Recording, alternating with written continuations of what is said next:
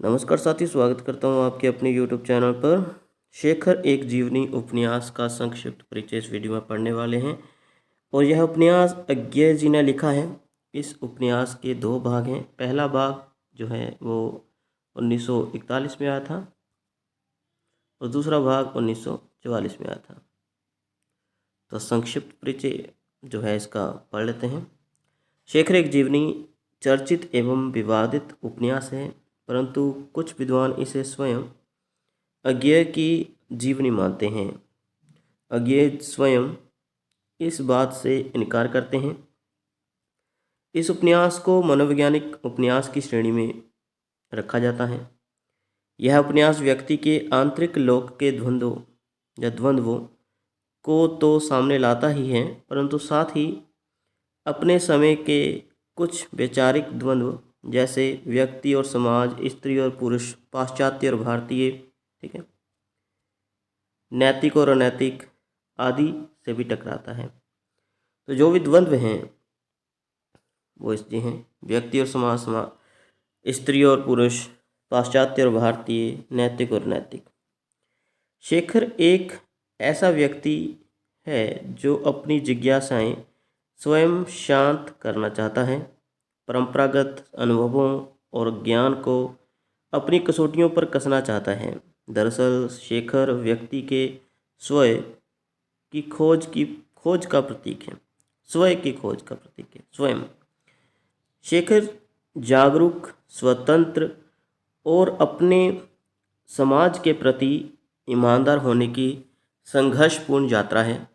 शेखर के माध्यम से बालपन पर पड़ने वाले काम, अहम और भय के प्रभाव एवं उसकी प्रकृति मतलब स्वभाव पर मनोवैज्ञानिक ढंग से विचार किया गया है इस उपन्यास में। तो शेखर एक जीवनी उपन्यास 4 खंडों में है, या 4 खंड हैं इसके: उषा और ईश्वर, बीज और अंकुर, प्रकृति और पुरुष, पुरुष और परिस्थिति। ठीक है, जो पहला भाग जो है जो सिलेबस में लगा हुआ है उसके 4 खंड हम मान सकते हैं। ओके, इस तरह से साथियों जो याद रखना है आपने। और पहले भाग का जो नाम है वो उत्थान है, ठीक है, दूसरे का पतन है, बोल सकते हैं हम, दूसरे का पतन है, ठीक है। तो याद रखिएगा जो पहले 4 खंड मान सकते हैं, पहले भाग के हम 4 खंड हैं इसके, पूछा जा सकता कोई भी खंड पेपर में। इस उपन्यास में बाल मनोविज्ञान का चित्रण, किशोरावस्था का चित्रण, क्रांति की भावना, विद्रोही चेतना का रूप, प्रेम की भावना का चित्रण हुआ है।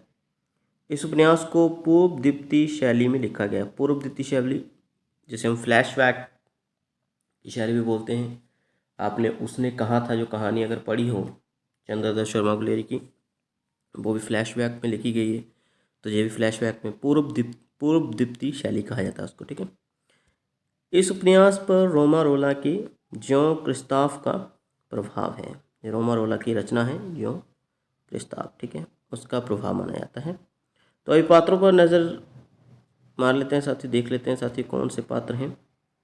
मुख्य पात्रों में सबसे पहले शेखर आता है, कथा का नायक है, विद्रोही स्वभाव का है।